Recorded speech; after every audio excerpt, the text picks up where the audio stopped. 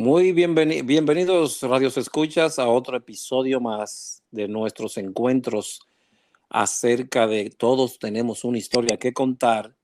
Y hoy contamos con una persona muy especial que tiene mucho que contar y mucho que decir. Estoy seguro que dividiremos esta entrevista en algunos 3 episodios porque hay muchas cosas que contar. Diría que demasiada para un cerebro en forma, porque a raíz de todo esto comencé a investigar qué trae esto al cerebro. Y un señor neurocirujano, Sanjay Gupta, corresponsal médico jefe del CNN, da unas prácticas para mantener el cerebro en forma. Y una de ellas, misteriosamente, no sé por qué, primeramente no sé por qué ese libro, especialmente nuevo que llegó a la biblioteca, me captó la mirada y dije, oh, ¿y este libro? Y lo comencé a leer. Y una de esas es conectar con los amigos y la familia. Él pregunta que si tú conectas con los amigos y familia de manera habitual. Pregunta que debería de ser sí, y si no, hay problemas. Con eso quiero dejar dicho que esto es como, diríamos, una física mental para ayudarnos a todos. Bienvenidos, radios escuchas, a otra entrega.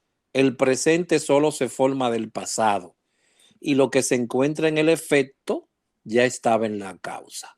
Bienvenidos. Buenas noches, gracias Alin por tan elocuentes y sabias palabras.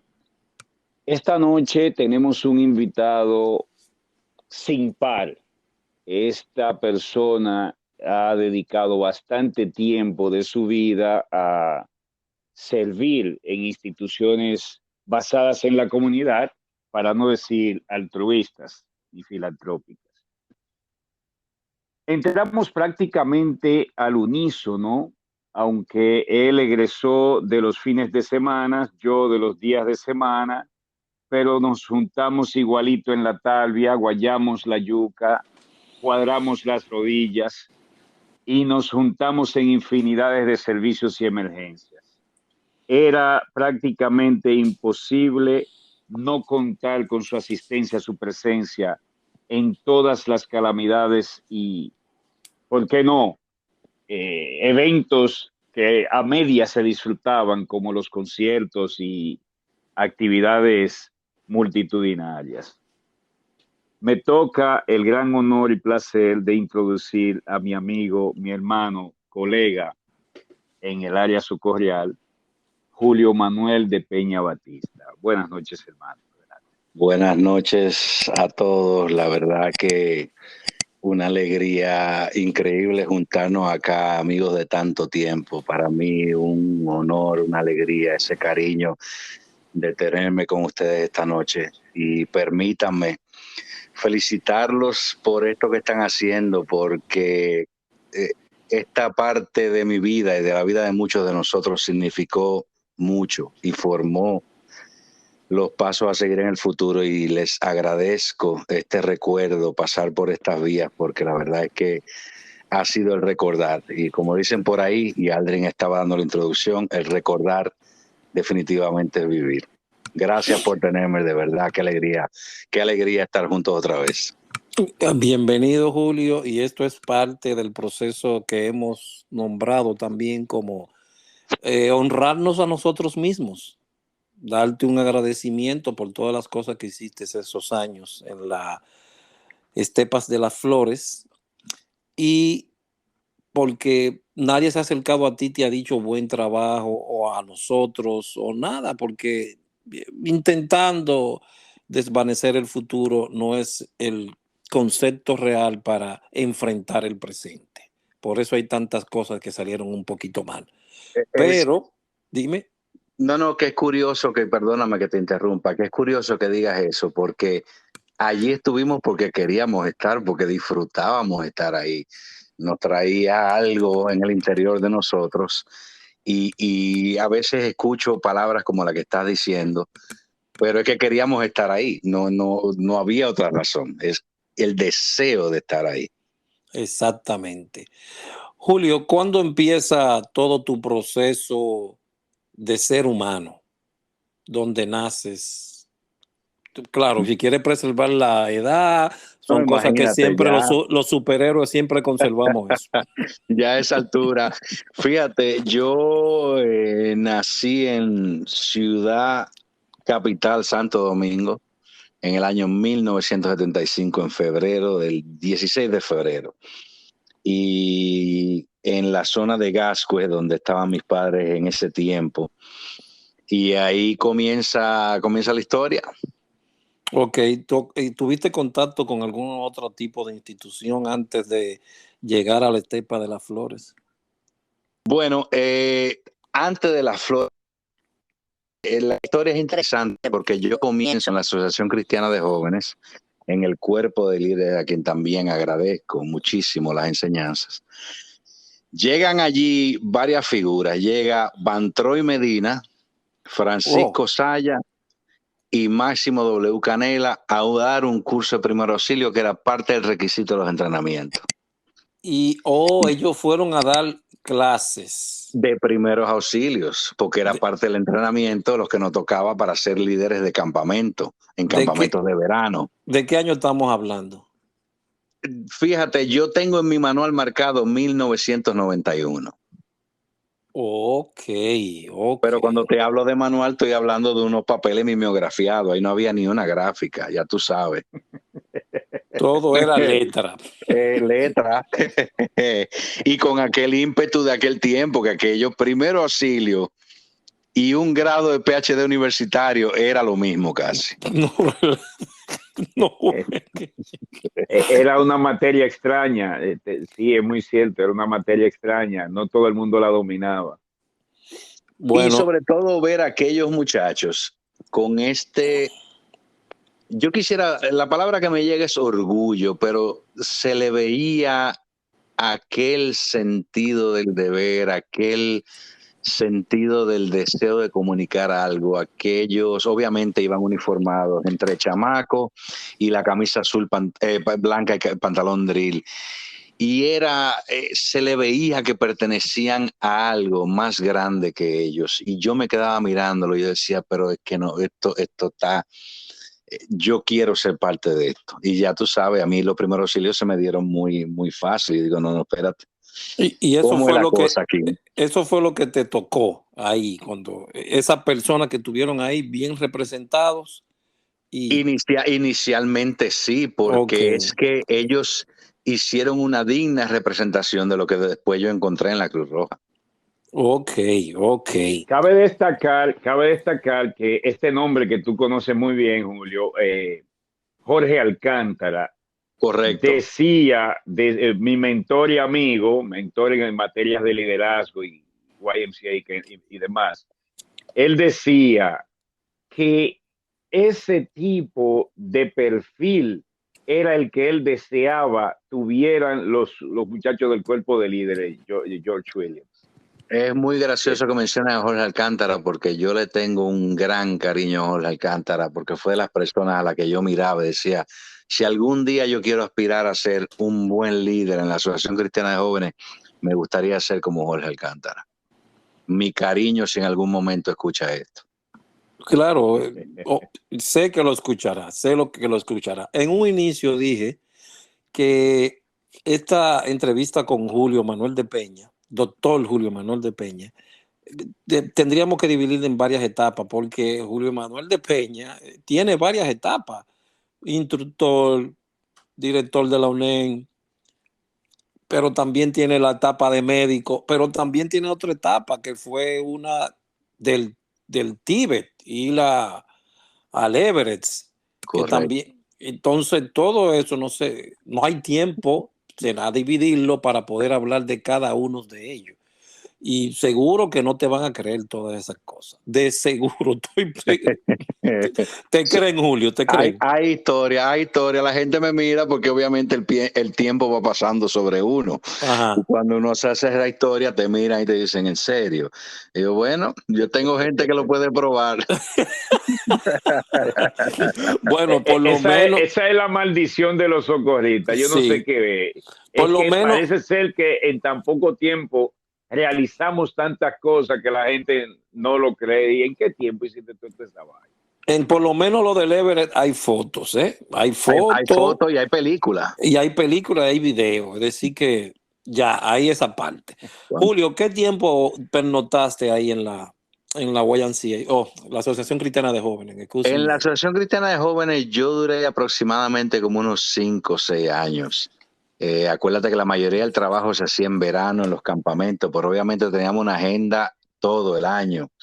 Lo que pasa es que cuando se van metiendo las responsabilidades del día a día y cuando tú vas creciendo, pues hay que irse dedicando a las cosas a las que te van a perfilar en el futuro. Y cosas van tomando sus prioridades. Y al final yo pasé de la YMCA, la Asociación Cristiana de Jóvenes, a Cruz Roja, y ahí, o sea, llegó un tiempo que yo o estaba en mi casa o en la universidad o en la Cruz Roja. Así se dividía mi tiempo. Ok, entonces ya después de ahí, Cuando mencionas la ACJ y campamentos, no puedo evitar formar una palabra en mi cabeza: Pinópolis. ¿Qué Correcto. significó esa etapa para ti, Julio?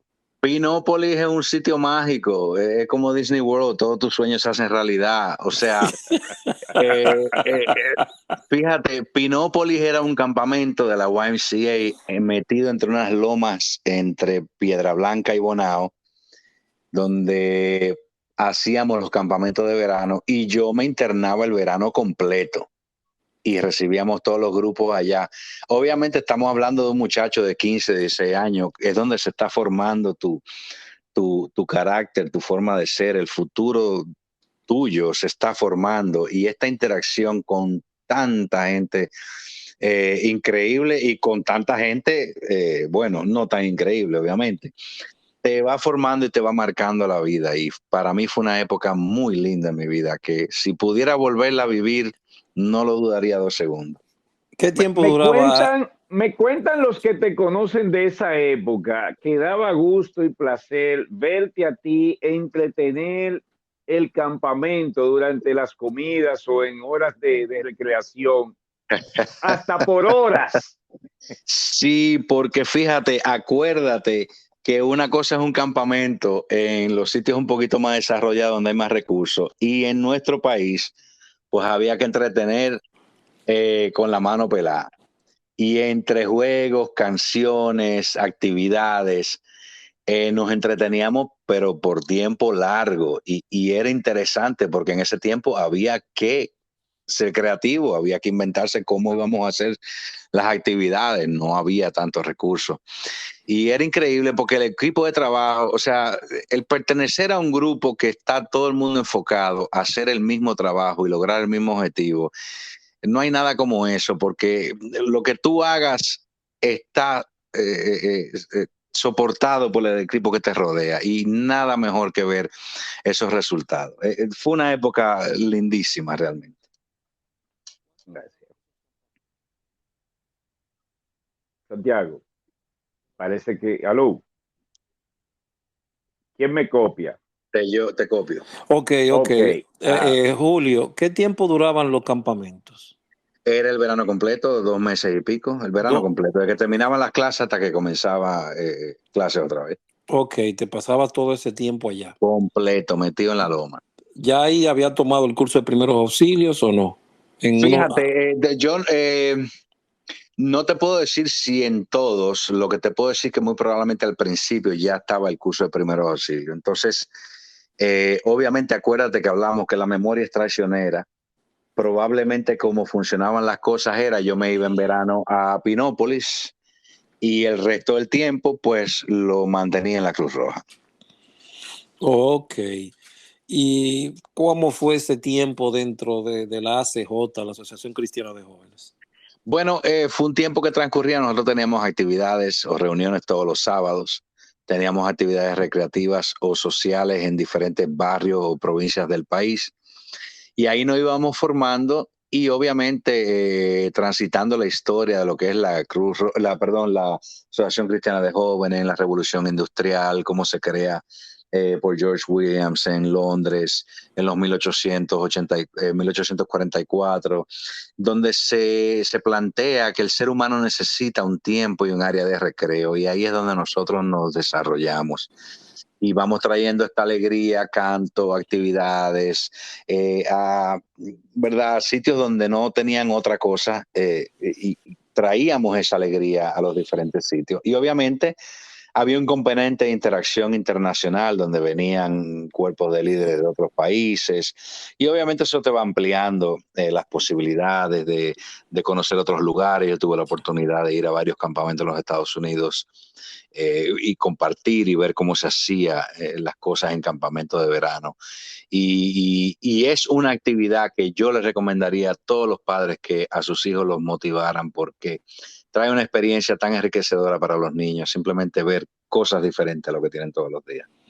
Exactamente. Tenía planeado hacerte esta pregunta más adelante, Julio, con el perdón de Aldrin, pero ya que mencionaste el fundador de la Asociación Cristiana de Jóvenes, quiero preguntar sobre un mito que anda por ahí o ha andado siempre por ahí. ¿Es cierto que Juan Enrique Dunant también participó de la fundación de esa institución que mencionas? Fíjate, y voy a ir un poco más lejos. Te voy a hacer la respuesta rápida. No lo sé, pero se rumora que en ese tiempo Baden-Powell, el fundador de los Scouts, Juan Enrique Dunant y George Williams, todos estos individuos salen básicamente del mismo sitio y de la misma época. Y se dice que en aquellos tiempos estos fueron personas que se influenciaron unos a otros y que fueron sacando estas instituciones. Estos son cosas que andan por ahí. Yo honestamente no te puedo dar una respuesta fáctica o verdadera, pero si tú te pones a ver la filosofía de las tres instituciones, tú pudieras concluir que probablemente en algún momento se cruzaron, y si no, tenían pensamientos muy parecidos. O los tres tuvieron el mismo mentor. Bueno, mejor aún todavía. Ok, gracias, Julio, ya esa despedida, vamos a situarnos en ese momento, esa despedida, esa decisión de, ok, me quedo en Miraflores. ¿Qué tan dura fue para ti? No, vamos a ver, Aldrin, hay cosas en la vida que tú las cortas de zarpazo y otras cosas en la vida que van desapareciendo en el tiempo. Y a veces tú te das cuenta que tú vas terminando tus ciclos. Yo no puedo decir que en ningún momento yo dije, cambio una cosa por otra. Fui transicionando a donde yo sentía que más me necesitaban y donde yo me sentía que podía ser más útil.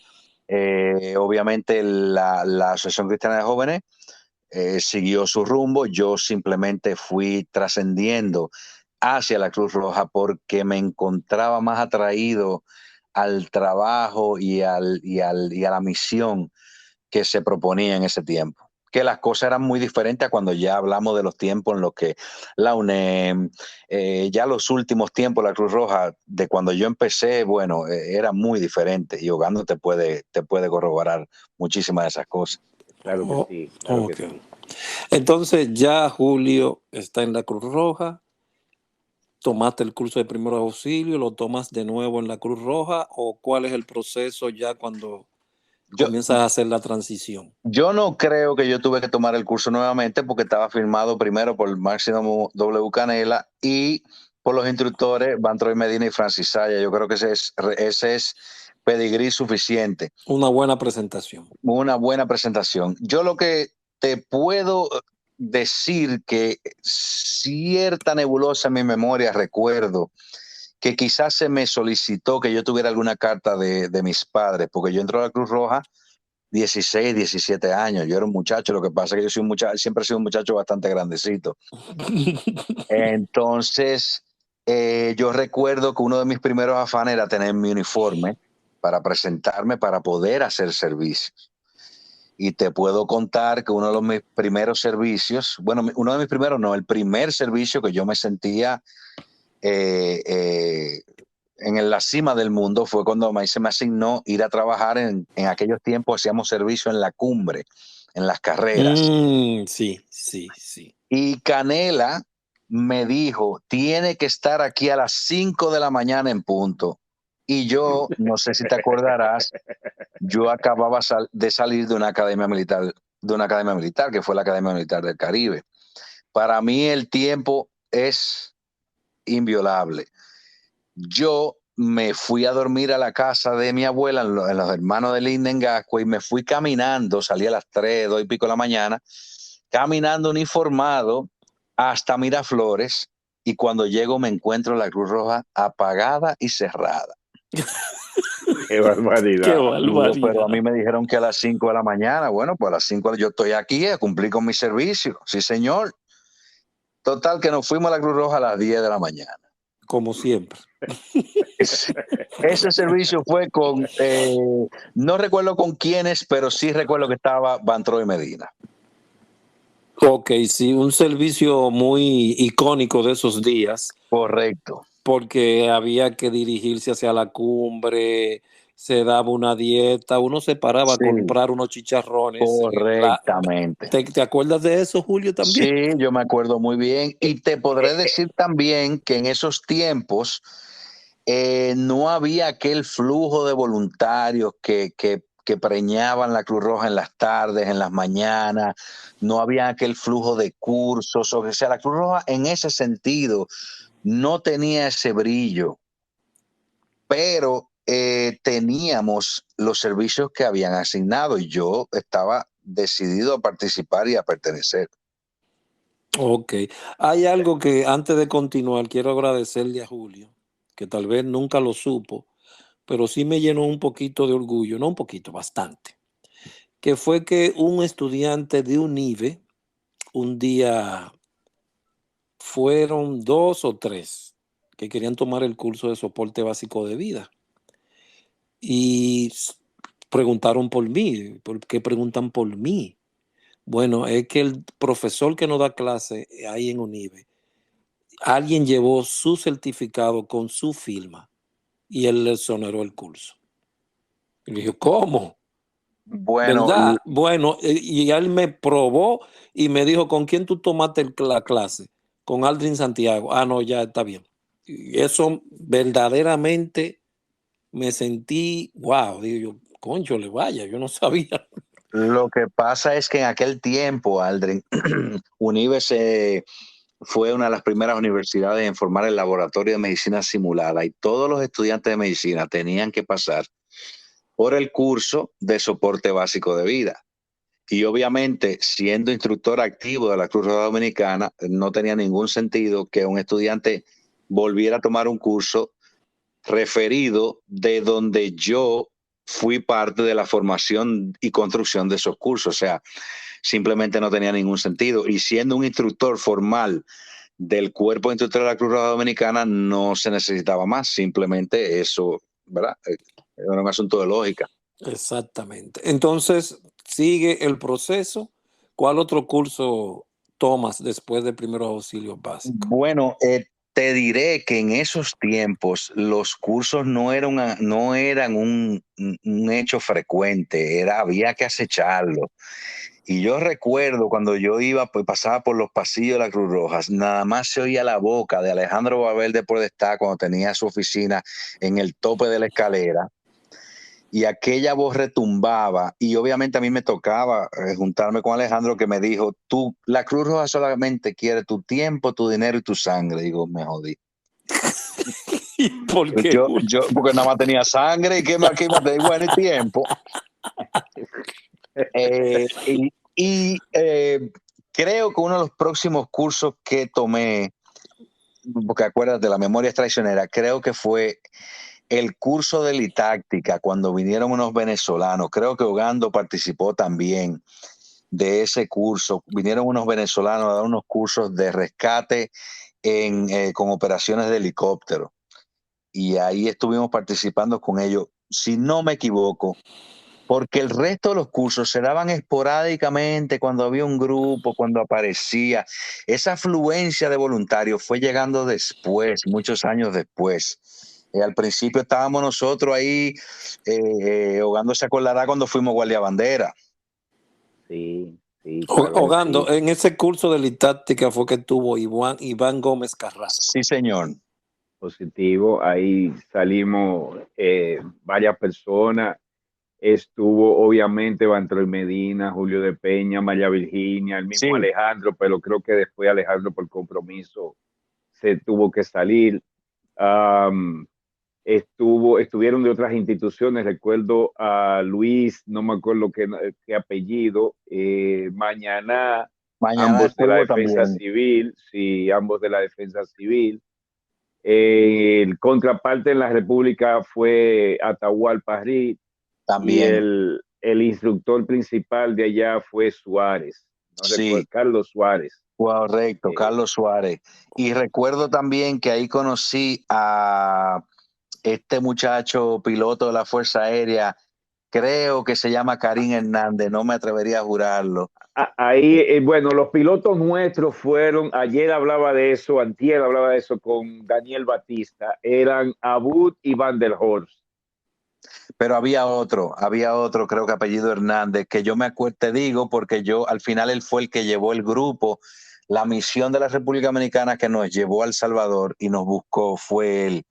Creo que Ok. era apellido Hernández. Pero, ¿y ese salto de primeros auxilios a elitáctica? Aldrin, porque no había más. Los cursos no se ofrecían con esa frecuencia. Ok, Tú cogías lo primero que aparecía. ok, Valverde no estaba en la escuela o la escuela no estaba Sí, lo que pasa es que totalmente formada. sí, la escuela estaba totalmente formada. Lo que pasa es que la escuela estaba enfocada en los cursos externos y en los compromisos que tenía con otras instituciones. Acuérdate que no había ese grupo vasto de instructores. En ese tiempo mayormente era Alejandro Valverde que bateaba, cachaba y agarraba los FAO. Oh my God. Ok, entonces, Bueno, dime. para puntualizar y reforzar lo que está diciendo Julio, el cuerpo de instructores de la Cruz Roja, cuando nosotros entramos, eran los muy veteranos que más nunca lo vimos después que entramos nosotros, Es como correcto.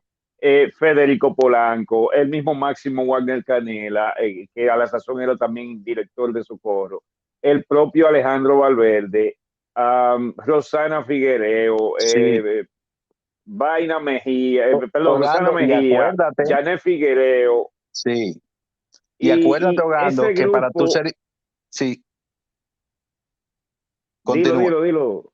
que para tú hacerte instructor, el navajazo lo daba Alejandro Valverde y ahí había que guayar la yuca, mi hermano. Bueno, de entrada, Alejandro te pedía cualquier cantidad de 3 a 5 charlas si tú le caías bien. 2 a 4 cursillos dados por ti solo, pero supervisado en cualquier institución de esa como Cervecería Dominicana, la Zona Franca Gens Caribe, Westinghouse, whatever, Guachumacole o grupos comunitarios. Y 3 cursos, 3 a 5 cursos, también vuelvo y digo, según tú le cayera, 3 si tú le caía bien, 5 o más si no le caía muy bien. No era Claro, fácil hacerse instructor. cuando digo esto, no es que Alejandro se la cogía con uno o con otro. Cuando él entendía que te faltaba, te ponía a dar más clase hasta que te puliera. Es A correcto. esto me refiero, con lo de que te cayera bien o te cayera mejor.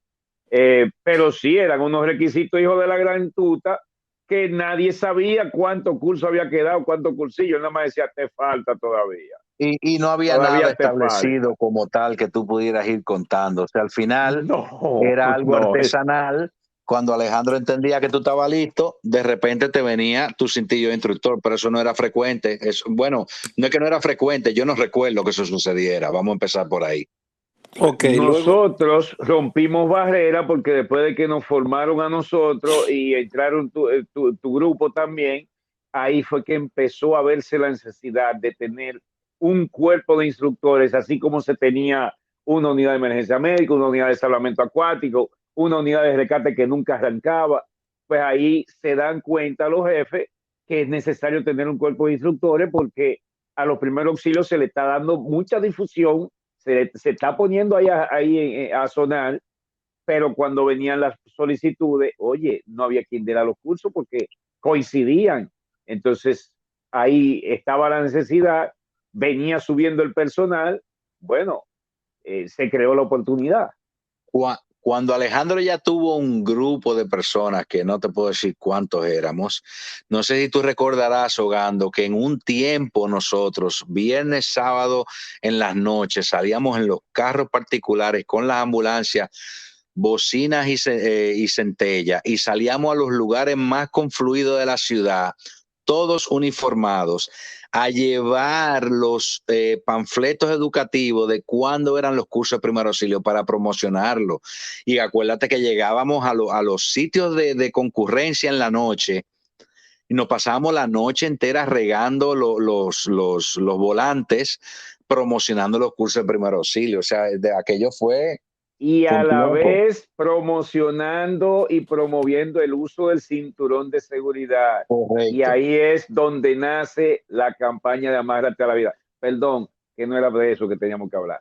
Sí. Qué barbaridad, qué barbaridad. Entonces, Julio, para seguir la trayectoria, después de ahí, ¿qué otra capacitación continúas? ¿Qué otra capacitación tomas? Mira, te puedo recordar y pido perdón a ustedes y a nuestros escuchas porque probablemente esto no venga en orden, porque la memoria me traiciona. Recuerdo en un momento que Alejandro estaba en la Expo de Sevilla en el 92 y vuelve con lo que en aquel tiempo se llegó a conocer como el PAA.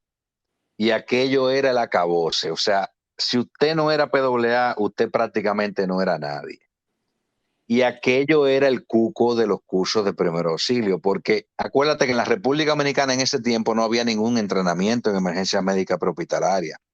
¿A qué año estamos hablando? Yo diría que es 92, 93. Exactamente.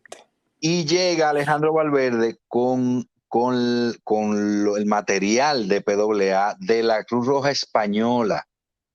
Y nosotros entrenamos con aquello. Y aquello era el cuco, porque obviamente ya no, esto no era asunto de, ya que había que aprenderse cuánto duraba un tanque de oxígeno cuando tú le dabas 3 litros por minuto en una cánula nasal. O sea, aquello ya eran palabras mayores: neumotórax, hemorragias internas, fracturas compuestas, transporte de pacientes, uso de ambulancia, o sea, seguridad del área. Ya la cosa había cambiado considerablemente, ya se estaba perfilando dentro de la que eran las emergencias prehospitalarias hacia dónde íbamos.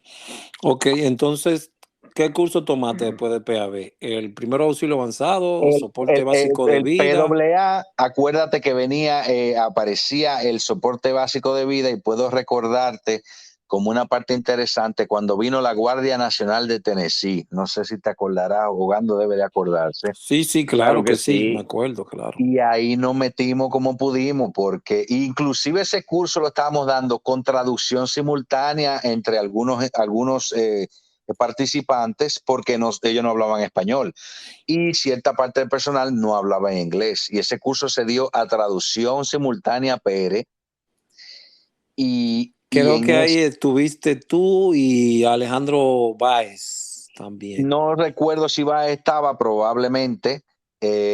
Habíamos un grupito. Irving Irving Jorge Jorge también. estuvo, sí señor, y estuvimos haciendo la traducción, y a partir de ahí ya aparecían otros cursos que Alejandro vino introduciendo, que fue lectura de mapas y campismo con Alexis Batista.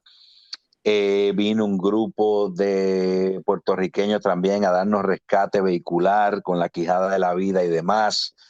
Yo recuerdo, volviendo un chin para atrás, Julio, vamos a decir algo anecdótico, pero que me tocó bien fuerte.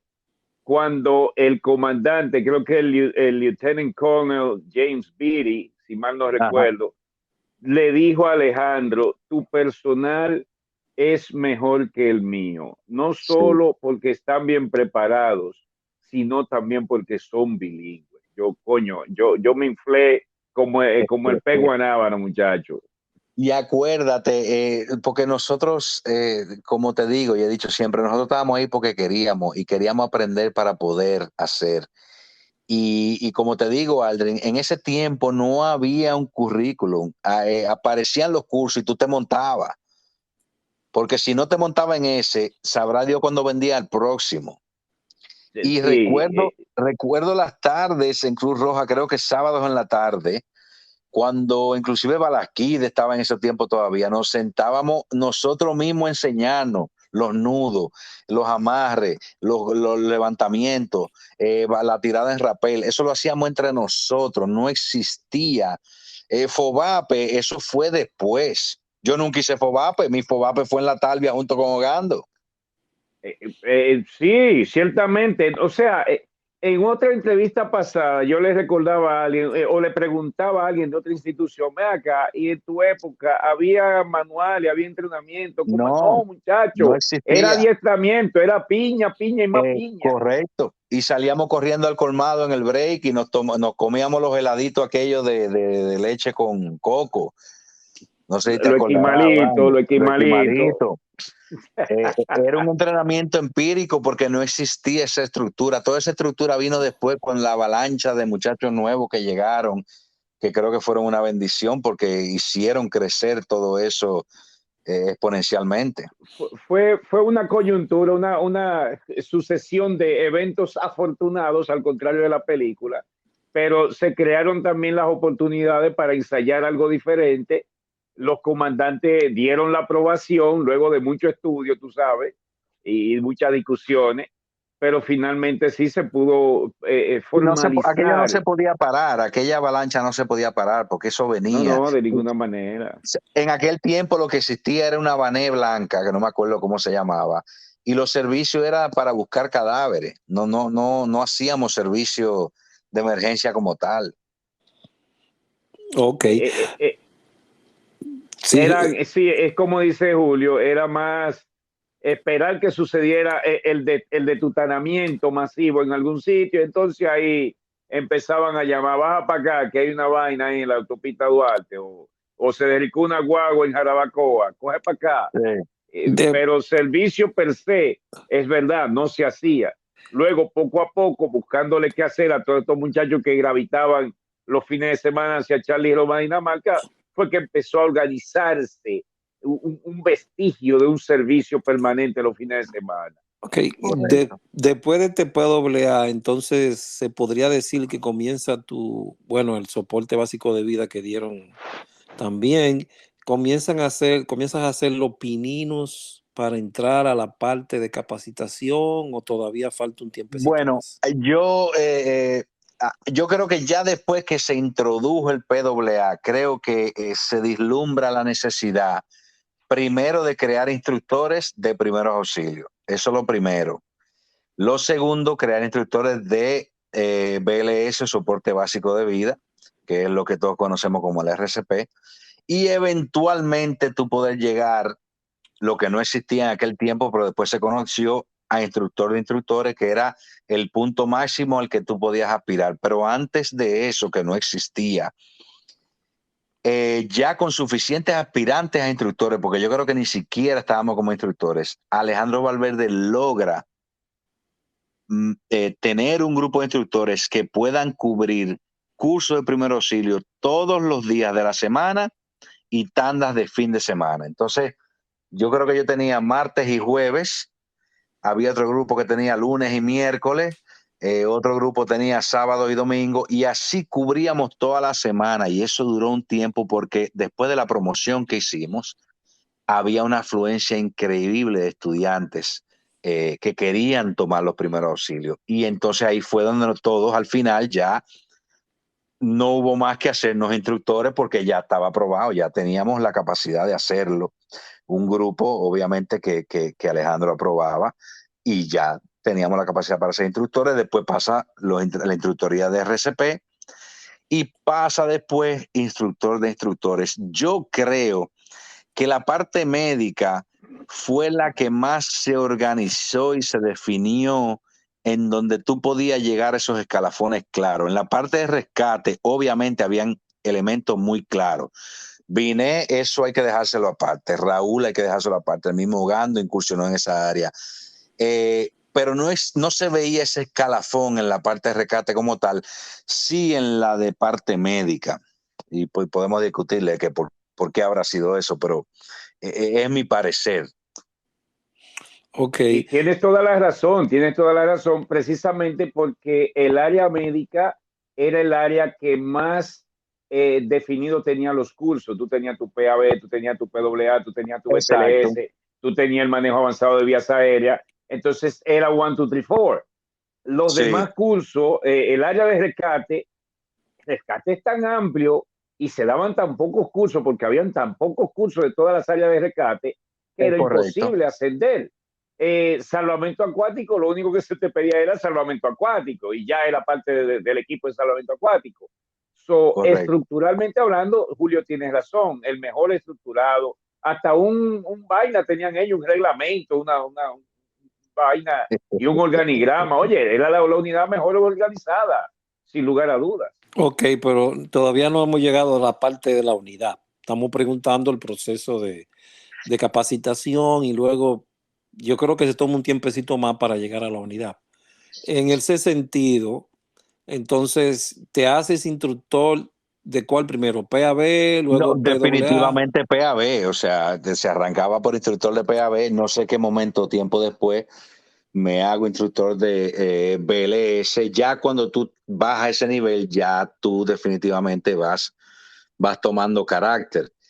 Y no sé en qué momento llego a ser instructor de instructores, porque recuerdo en varias entrevistas que he escuchado en tu podcast que se daba la capacitación para instructores, técnicas de instrucción, y yo no recuerdo, porque ya este tiempo yo estaba en la universidad estudiando medicina, no recuerdo que haya tomado un curso de instrucción formal como para haberme hecho instructor. Puede ser que yo no haya llegado a ser instructor de instructores, pero sí recuerdo que mi carnet tenía la cinta roja, que era la identificación del escalafón. Pero acuérdate, todo esto es dándole forma a algo que le dimos forma a nosotros, hicimos camino al andar. Sí, porque Preciso, pero déjame darte la razón, Julio, y también corregirte, si me permites, a tu favor. Tan pronto adquieres la instructoría de primeros auxilios avanzados, cuando te gradúa Alejandro, automáticamente eres instructor de instructores de PAB. Recuérdate Ya, que es como el karate, hay que tener 1 o 2 niveles superiores para poder enseñar al nivel inferior. correcto. Sí, por esa área, por academia, aunque creo que es cierto que no tuviste la oportunidad de participar de los 2 o 3 TPI que nosotros dimos allá en Charlie Roma, pero por academia, tiempo, experiencia, llegaste a ser instructor de instructores porque alcanzaste el galardón máximo que era instructor de primer auxilio avanzado. okay. Eso te catalogó y te catapultó Oh, y te daba sí, la exacto. validez, la valía. Exacto. Antes de seguir para la otra etapa, de Peña, ¿asististe a algún desastre a la parte de los tiempos de nuestras vacaciones de verano en Semana Santa? ¿También fuiste ahí? Bueno, obviamente Semana Santa era de carácter obligatorio. Buscando entre los papiros, como dice mi querido amigo Gando. eh, Curioso, te voy a dar un dato curioso. Estaba buscando entre mis cuentas de email viejo, viendo todo lo de la parte de la Cruz Roja y no encontraba nada. Digo, pero ven acá, ¿cómo es que con tanto meneo no tengo nada en digital? Es que no teníamos el digital en ese tiempo. Pero por Dios, de Peña, ¿cómo? Dime. No teníamos el No, digital. nada. Entonces, lo único que encontré fue cuando yo tuve la oportunidad de ser jefe de servicio, por lo menos la parte médica, de Semana Santa 95, 96 y 97. Obviamente antes de eso participé, pero en documentado, y cuando te digo documentado era en un intento de organizar el servicio de Semana Santa que constituía sede central, Caleta, Andrés Boca Chica y Boca Chica. Exactamente. Hay una leyenda, déjame ver si es cierto, hay una leyenda de un vehículo que tenías que era un Volkswagen, también conocido por nosotros como Cepillo. Sí, Según cuenta correcto. la leyenda, ustedes iban manejando para Boca Chica y alguien vio pasar una goma y dijo, oh, pero mire esa goma. Y es verdad que era la del vehículo donde iban ustedes. Yo no recuerdo qué Semana Santa. Pero es cierto esa leyenda, es cierto esa leyenda. No es leyenda, es cierto, Adrián Santiago. Es cierto. Eso es cierto. Esa Semana Santa salimos tarde, te voy a decir por qué. Sergio Vargas y yo estamos, en ese tiempo el director de Socorro era Astacio Belear, papito, en paz descanse. Que en paz descanse, sí. Estamos antes de salir el operativo de Semana Santa montado, listo para desplegar el personal. Astacio Belear nos llama a mí como jefe de la parte médica y creo que Sergio era o jefe de operaciones o jefe del campamento o del operativo. Y pido disculpas a la audiencia si no tengo los títulos correctos. Nos tranca en la oficina y nos dice, no hay dieta para el personal. Sergio Vargas parece que se le metió el demonio y le dijo a Papito Belear, pues mira, no hay Semana Santa este año. Ay, mi madre. Así se lo dijo a Belear y yo me quedo mirando a Sergio y después miro a Belear que le está subiendo el aceite y aquello se fue en espérate y en vamos ahora. Y yo en el medio, porque imagínate tú, al final no apareció la dieta, pero tuvimos que resolver entre las personas que teníamos un poquito más de disponibilidad de económica, que tampoco eran muchas, tampoco te vayas a creer. Pero yo le dije a Sergio, el problema de la dieta no es de nosotros estamos aquí por dieta, vámonos. Al final se fue el servicio. Ya se va el camión, el indestructible, adelante. Sergio y yo vamos montados en mi cepillo, Sergio y yo con estos tamañitos que teníamos en aquel tiempo. Iba forzado el pobre vehículo. Iba muy forzado y en Las Américas, antes del peaje, en conversación, vemos una goma que nos cruza. Sergio y yo nos miramos como que de dónde sale la goma y de repente comienza un chipeo atrás del carro y efectivamente se nos fue una goma. Oh, Dios. Esa leyenda junto con que después que conseguimos la goma se estaba quemando el indestructible. No. Soy testigo de eso. Yo fui porque trabajaba en los bomberos del aeropuerto en ese entonces. Correcto. Y son tan macabros esos malvados que dejaron al pobre Gerardo Valle dentro del camión. Salió huyendo el pobre con sus limitaciones, corriendo un fuego. Esos malvados, porque son unos malvados, lo dejaron dentro y cuando yo llego es que veo, el indestructible. Lleno de tanques de oxígeno atrás. Oh, Dios mío. Para los que no saben, el oxígeno y el fuego no se mezclan. Y aquello, ya ustedes se imaginan, el corredero en medio de las Américas, gracias a Dios, estaba vacía porque todo el mundo estaba andando en su cosa de Semana Santa. No se mezcla con grasa, imagínate tú con fuego. Imagínate tú con fuego. Bien, ya está rectificado para algunas personas que habrán escuchado la leyenda. No es leyenda, es una anécdota muy seria. Anécdota hay muchísimas. Anécdota muy seria. Sí. Entonces, de Peña, ya ahí asististe a alguna emergencia en las comunidades que tuviste que atender. Muchas, realmente muchísimas. Te voy a decir una de las que me marcó muy considerablemente porque yo era muy joven, eran mis primeros años en la Cruz Roja, fue con Edwin Olivares. Llaman a la central que se caen unas personas en un pozo y...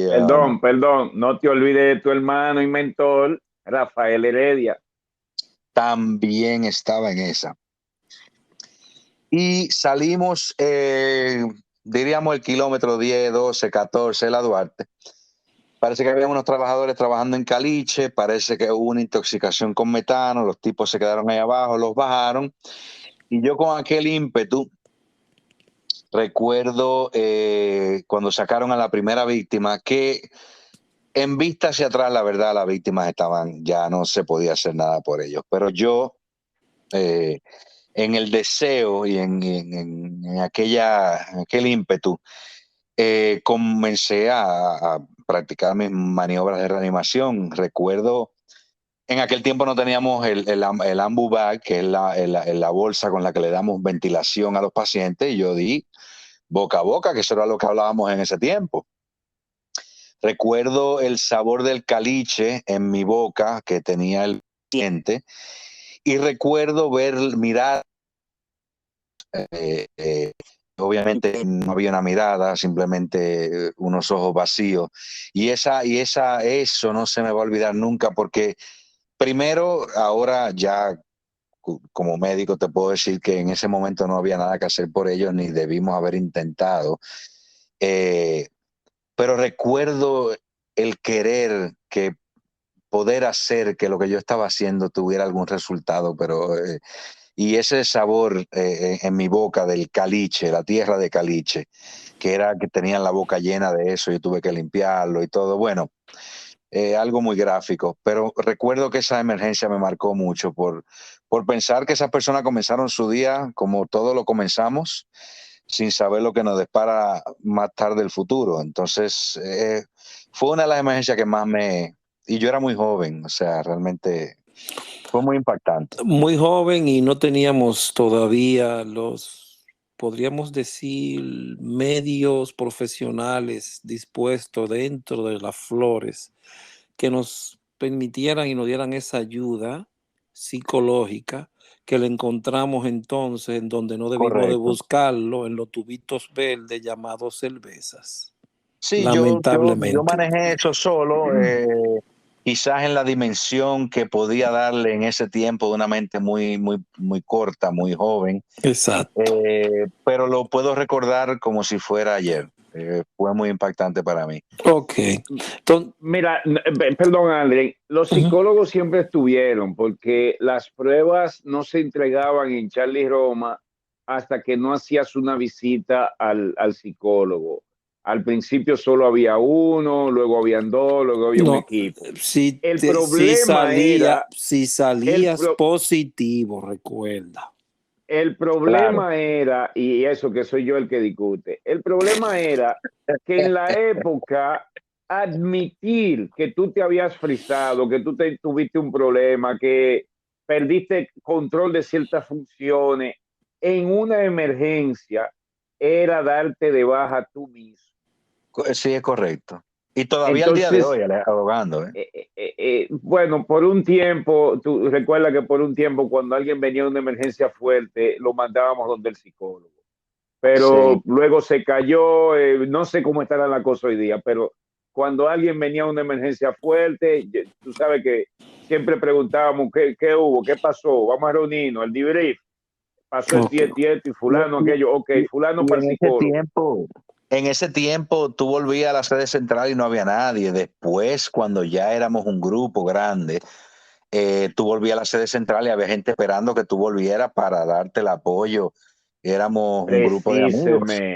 Precisamente, pero en ese inicio nuestro, no, No hombre, no, existía, muchacho, no no, existía. no, estaban ahí los psicólogos, pero Malaya, Dios te librara de tú decir, necesito ver un psicólogo. Sí.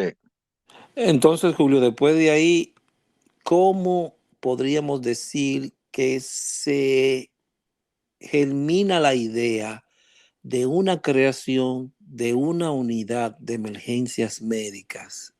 Y Previo a esto, tenemos que hablar del grupo Sierra.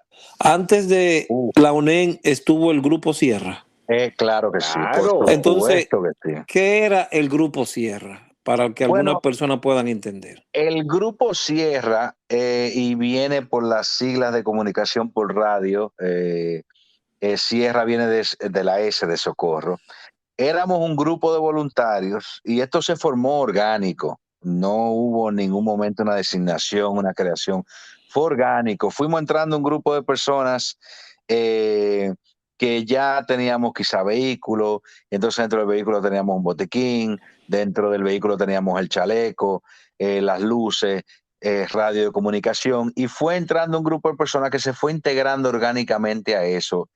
Y de verdad, no me acuerdo hasta qué número llegó, pero por los 20 y pico andábamos, del Sierra 1 a Sierra, qué sé yo, 23, 24, y éramos voluntarios, y la función que nosotros nos asignamos en ese tiempo era apoyar la Cruz Roja Dominicana en situaciones de emergencia en cualquier momento. Me explico. Por ejemplo, nosotros nos juntábamos generalmente todas las tardes en la Cruz Roja, antes de todo el mundo, después que salía del trabajo, pasaba por Cruz Roja. Y si se armaba un lío, ahí salía el equipo Sierra con todo el equipamiento, porque lo teníamos en nuestro vehículo, porque la Cruz Roja en ese tiempo tenía ciertos déficits.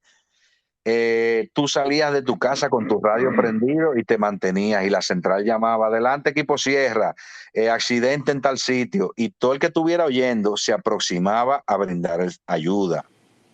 A veces sucedía al revés. A veces el equipo Sierra detectaba una situación, exacto, estabilizaba la escena, pedía apoyo, notificando correcto, a la central, y la central mandaba apoyo. Sí, me pasó una vez que Julio de Peña llamó, yo salí en la ambulancia, recogimos el paciente, me recuerdo que Julio estaba, no sé si fue que habló con alguien, y en ese momento yo llegué, recogí el paciente y me dice, entonces el paciente está aquí. ¿Dónde está Alden? Yo dentro de la ambulancia ya. Pero yo no sé si tú te recuerdas de esa vez, Julio. Sí, y te puedo decir, de eso hay anécdotas muchísimas, de novias que se quedaron esperando que tú la fueras a buscar, porque cuando tú hablaste con ella, acuérdate que no había celular, lo que creo que a lo mejor Viper. Tú dices, Sí, voy para allá a Viper. recogerte porque vamos al cine, y se quedaban esperando porque se armaba una emergencia en el medio del camino. O de otra forma, nos íbamos al cine, nos poníamos el auricular mientras veíamos la película, y si se armaba un reperpero en el medio del cine, el juidero. o sea, éramos unos fiebruces, de verdad, teníamos la ciudad capital cubierta. Exacto, esto le dio a esa institución el don de la ubicuidad. Recuerdo que todas las demás instituciones creían que éramos brujos, porque ¿cómo es que ustedes están en toda parte? Pero Correcto. ¿cómo es posible? ¿Qué es lo que está pasando? Oh, el equipo. Pero también, Julio, recuerda, creo que sucedió algo con un voluntario nuevo, y como que le querían quitar el radio o lo quisieron ultra, qué sé yo, y surgió la inquietud de tener algo que indicara que este individuo pertenecía a esta institución y estaba autorizado a usar ese radio, bla, bla, bla. Y ahí ustedes le hacen la inquietud, ¿no? a los directivos, y entre, si mal no recuerdo, el difunto Pratt, apellido Pratt, acuérdame el nombre. Claro, Oliver Puello Pratt. Oliver Puello Pratt, sí, Oliver Puello. Diablo, ¿cómo puedo olvidar a mi hermano? Entre él y yo, en el negocio de su casa, fraguamos ahí, le ponemos la palabra y improvisamos un carnet que todo Sierra debía tener, para evitar que, tú sabes, los uniformados le quitaran su radito, porque esos radios eran muy de gallo, y tú sabes. Vestigio de su desarrollo. Tú sabes. Entonces, te puedo decir que también eso coincidió cuando comienzan los festivales Presidente, y comienza a tener un reconocimiento el personal voluntario de la Cruz Roja Dominicana en la sociedad joven de la República Dominicana. Y ahí es que comenzamos a tener tanto impacto. Yo no quiero decir que por eso, pero en esos tiempos comenzó a fluir muchas personas de muchas universidades, incluyendo una gran cantidad de estudiantes de medicina, pero no solo eran estudiantes de medicina, te puedo mencionar ingenieros, te puedo mencionar abogados, te puedo mencionar arquitectos, te puedo mencionar personas que se dedicaban a múltiples otras cosas. O sea, traímos un grupo de personas muy valiosas que hoy por hoy son personas reconocidas en nuestra sociedad dominicana, que estuvimos juntos en la Cruz Roja en esos tiempos. Bueno, Julio, si no fue por eso, yo no sé por qué, porque nosotros no hacíamos campañas de reclutamiento. Es cierto, eso es cierto. Era meramente el curso de primeros auxilios que llamaba la atención. Y la vistosidad, el estar en el medio. Y el estar en el medio, y fueron ustedes partícipes de esa parte para que hubiera una convocatoria masiva que se acercara a las flores. Luego de esa sierra, entonces viene otra etapa, una etapa que yo pregunté anteriormente. Entonces, ¿cómo nace la UNEN, unidad que era, se puso como nacional de emergencias médicas, pero realmente solamente tocaban los linderos de la capital Eso dominicana? es cierto. Y que Pero te puedo ¿cómo, decir, por qué nace esa pequeñita semilla y se crea esto que duró un par de buenos años, hasta el sí, 2000 y pico? lo de Nacional te diré porque obviamente viniendo de la sede central y no teníamos la división del distrito en ese tiempo, emanando de la sede central pasaba a ser nacional para estar a disposición nacional, pero obviamente no pretendíamos cubrir o pretender que estábamos presentes en todo el territorio. Territorio nacional, exacto. Correcto. Y yo no, sí recuerdo cuando comienza a gestarse los primeros pasos para una unidad de emergencia médica, no tenía el nombre de UNEM. Recuerdo que en los primeros tiempos, antes de todo formalizarse, entre Olivares, Alejandro Báez y yo, no te puedo decir quién dijo vamos a hacer esto.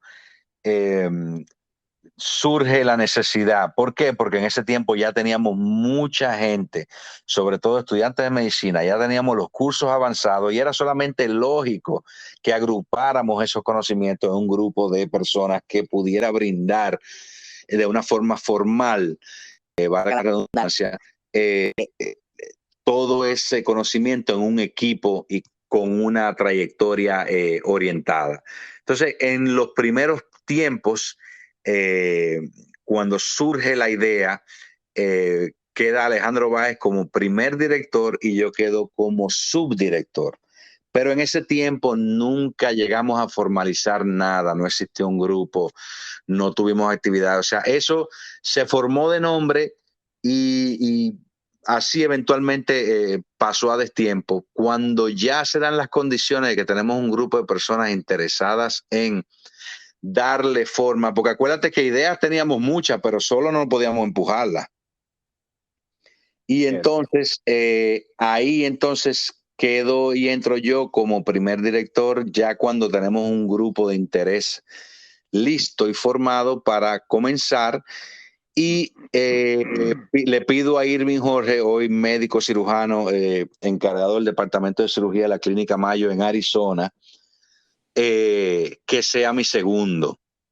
Y está la documentación, que hoy te envié una copia para que vieras, del primer grupo oficial y de la fecha de la primera reunión oficial del primer grupo invitado a formar parte de la unidad de emergencia.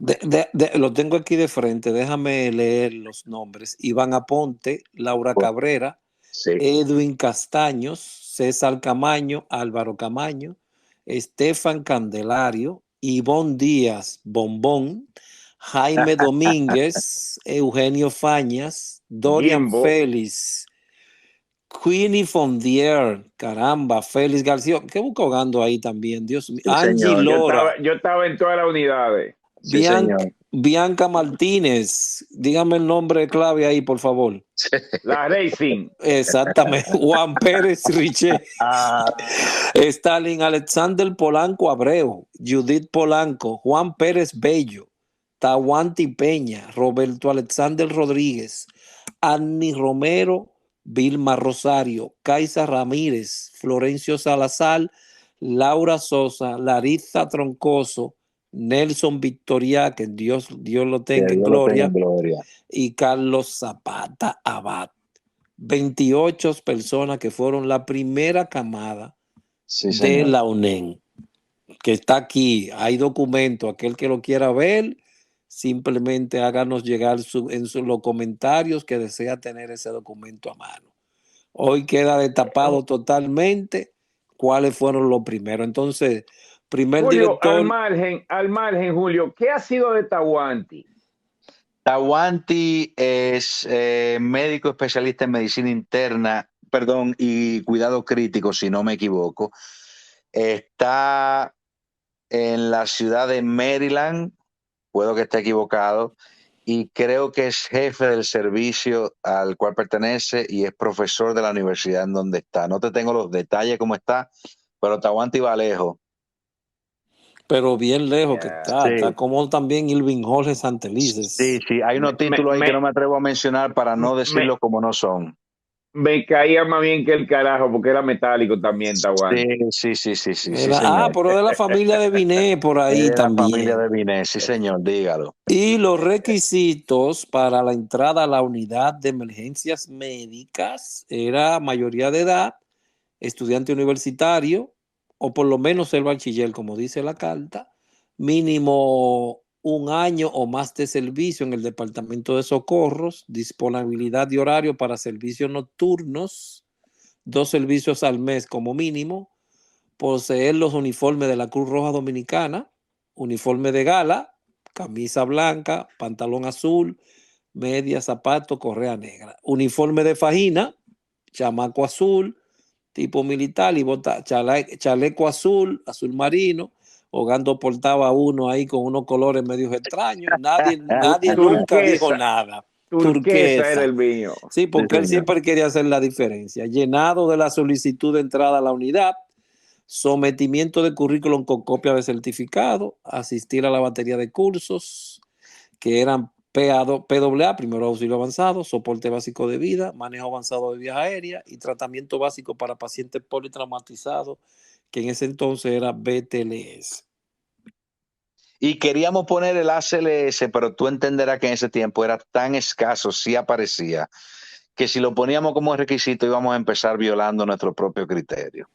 Bastante cariñosos que Yo son a creo esta que altura. encontraron fuerte oposición. Correcto, es Sí, correcto. sí, sí, sí. Julio, entonces, ¿qué fue para ti como un, como podríamos decir, un creador, uno que está forjando, el que comenzó a tallar la piedra hasta que salió este diamante en bruto que fue la UNED? ¿Cómo te hace sentir? ¿Qué te hizo A, sentir todo eso? a mí hay un sentimiento de orgullo, pero también hay un sentimiento de entrega y de tú ver, de trabajar con un grupo de gente que tiene tu misma sintonía y que estamos tratando entre todos de mejorar una situación que nos rodea, que nos dimos cuenta en esa mente joven y ¿cómo se dice? Naive en español, Inocente. inocente, de que podíamos cambiar el mundo. Y bajo ese entendido, por ahí nos fuimos. Y yo te voy a decir algo, eh, creo que la unidad de emergencia médica cogió forma bajo el liderazgo del doctor Irving Jorge, hoy doctor Irving Jorge, y mía, pero no fue porque el resto de esas personas elegidas no tenían el mismo norte y la misma capacidad. Había que poner un director, obviamente, porque si no, ni modo. Pero yo tengo entre mis documentos las diferentes comisiones que teníamos en la unidad de emergencia médica y todo el que está ahí en esa lista tenía una función.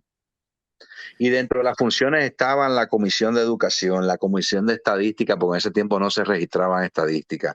La comisión, Seguro que César Camaño estaba en esa comisión de estadística. Él yo siempre, te tengo la lista y te la puedo pasar. La comisión de uniformes, ¿por qué? Porque acuérdate en ese tiempo, pues el uniforme era más o menos, pero no teníamos nada definido y cualquiera se ponía un botón de cualquier cosa. O sea, ahora tú lo ves y tú dices, bueno, pero ¿quién se va a poner a pelear por un botón? Pero un uniforme es eso, uniformidad, todo el mundo igual. Y ese era el carácter que queríamos darle.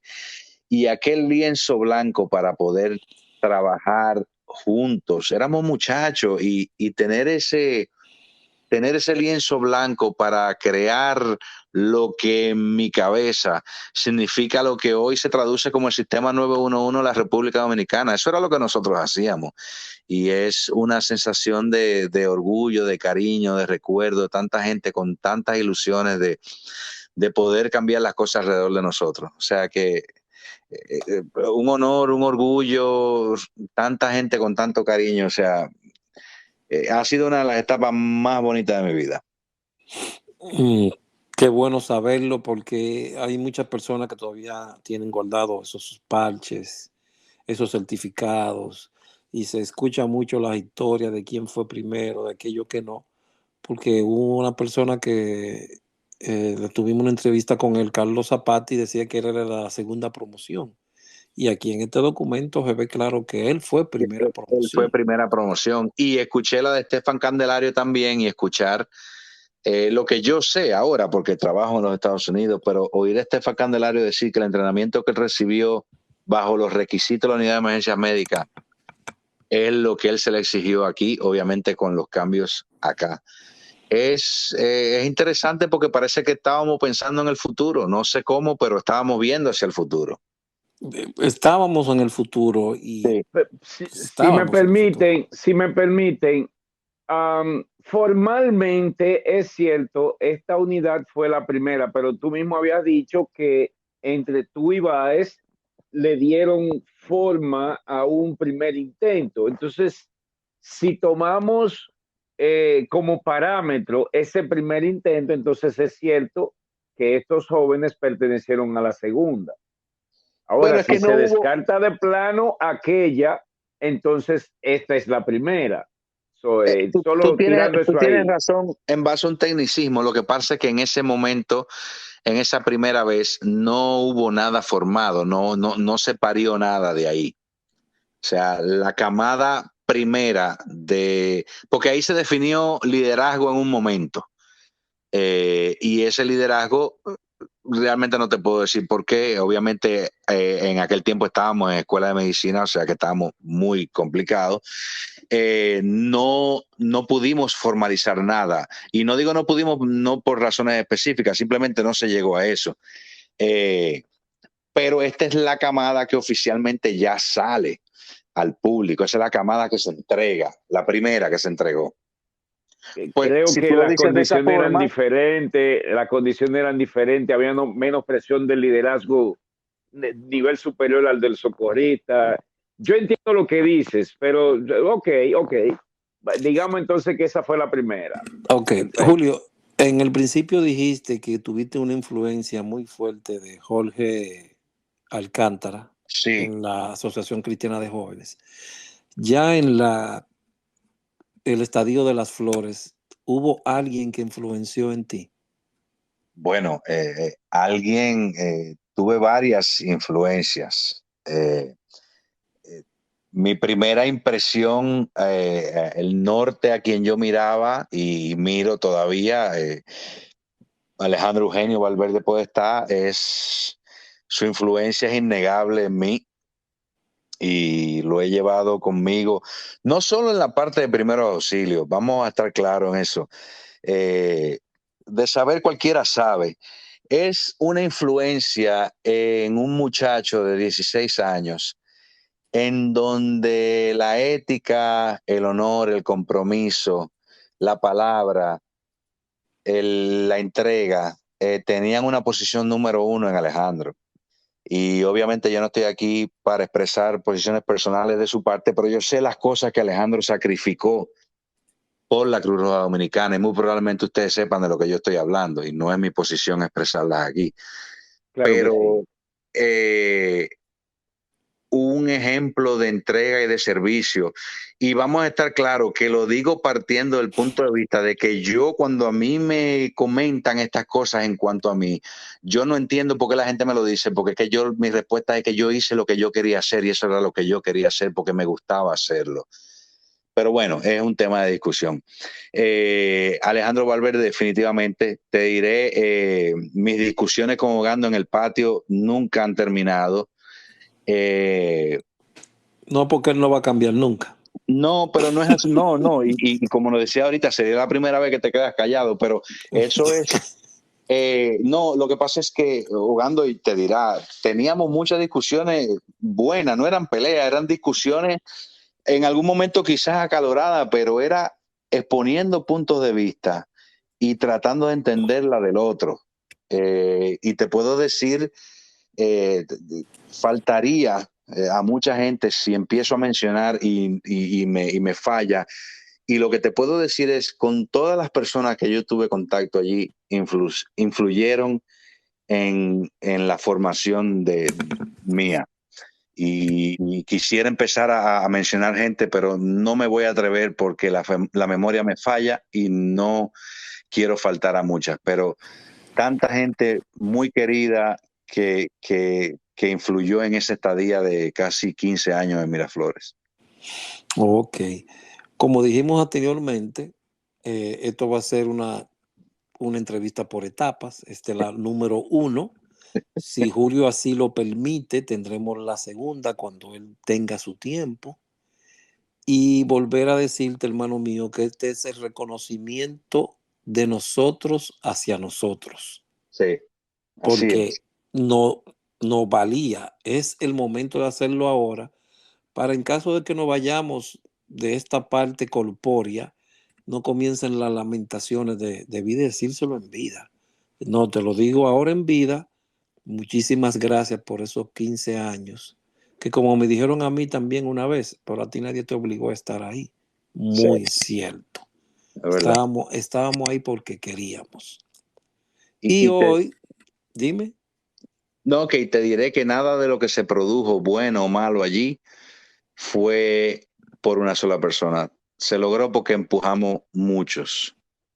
Exactamente. Entonces nos queda la otra etapa, que va a ser la mejor de todas, el Julio ya más aventurero, y que esa etapa yo quiero oírla también, porque vaya, es una aventura que uno solamente lo ha visto en películas y en algunos documentales de Discovery Channel, que es subir a la montaña más alta del mundo.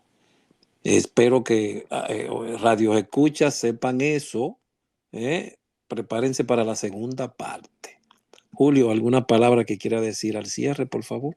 Yo me queda agradecer este momento de tantos recuerdos a ti, Ogando, compañeros y amigos de muchas, que si empezamos no acabamos.